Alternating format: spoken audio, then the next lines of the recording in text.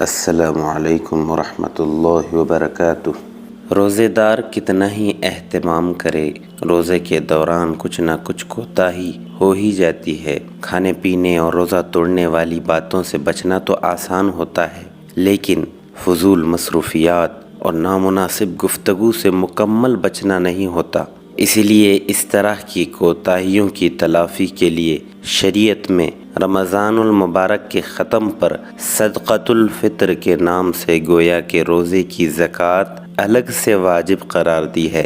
حضرت عبداللہ ابن عباس رضی اللہ عنہ ارشاد فرماتے ہیں کہ نبی کریم صلی اللہ علیہ وسلم نے صدقۃ الفطر کو ضروری قرار دیا، جو روزے دار کے لیے لغو اور بے حیائی کی باتوں سے پاکیزگی کا ذریعہ ہے اور مسکینوں کے لیے کھانے کا انتظام ہے۔ جو شخص اسے عید کی نماز سے پہلے ادا کر دے تو یہ مقبول زکوٰۃ ہوگی، اور جو اسے نماز کے بعد ادا کرے تو یہ عام صدقات میں سے ایک صدقہ ہے۔ اس روایت سے یہ معلوم ہوا کہ صدقۃ الفطر واجب ہونے کے دو مقصد ہیں۔ نمبر 1، روزے کی کوتاہیوں کی تلافی۔ نمبر 2، امت کے مسکینوں کے لیے عید کے دن رزق کا انتظام، تاکہ وہ بھی اس عید کے دن لوگوں کی خوشیوں میں شریک ہو سکیں۔ اس لیے صاحب وسعت مسلمانوں پر لازم ہے کہ وہ صدقۃ الفطر بروقت ادا کرنے کا اہتمام کریں۔ حدیث پاک میں بھی یہ آ چکا ہے، عید کی نماز سے پہلے صدقہ فطر ادا کرنے کا ثواب زیادہ ہے۔ اسی بنیاد پر حضرت عبداللہ ابن عمر عید سے 2-3 دن پہلے ہی صدقہ فطر ادا کیا کرتے تھے، اور یہ مناسب بھی ہے تاکہ مستحق حضرات پہلے ہی سے عید کی تیاری کر سکیں۔ صدقۃ الفطر کس پر واجب ہے؟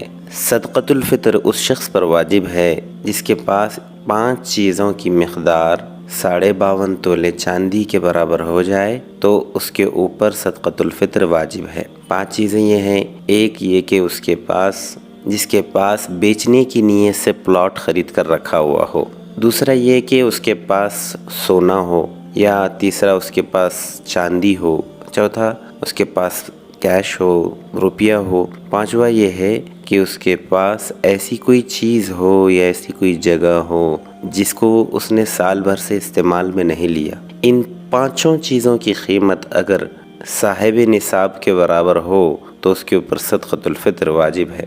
تو یہ 5 چیزوں کی قیمت اگر 52.5 تولہ چاندی کے برابر ہو جائے گی تو اس کے اوپر صدقہ فطر واجب ہے۔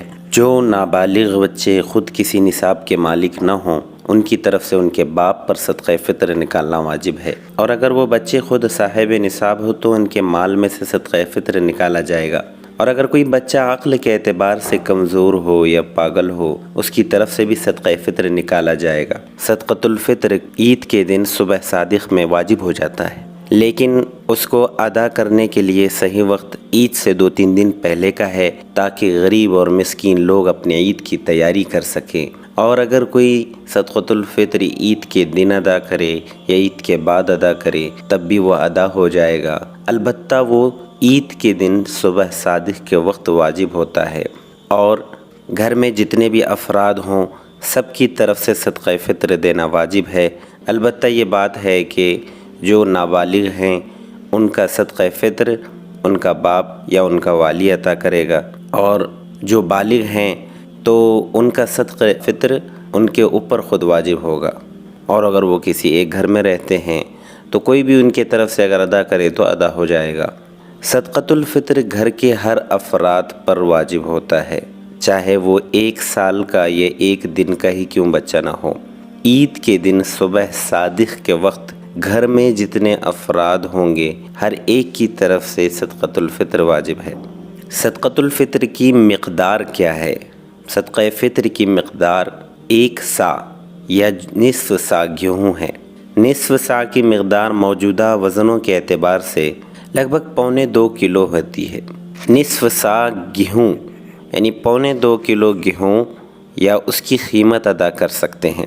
آج کل نصف سا کے اعتبار سے اگر صدقہ فطر کی قیمت لگائی جائے تو بہت کم ہوتی ہے۔ 1.25 کلو گیہوں اگر قیمت کے حساب سے اگر لگایا بھی جائے تو مشکل سے 30 سے 50 روپے کے اندر وہ صدقہ ہو جاتا ہے، جو کہ بڑے مالداروں کے لیے کوئی حیثیت اور وقعت نہیں رکھتا۔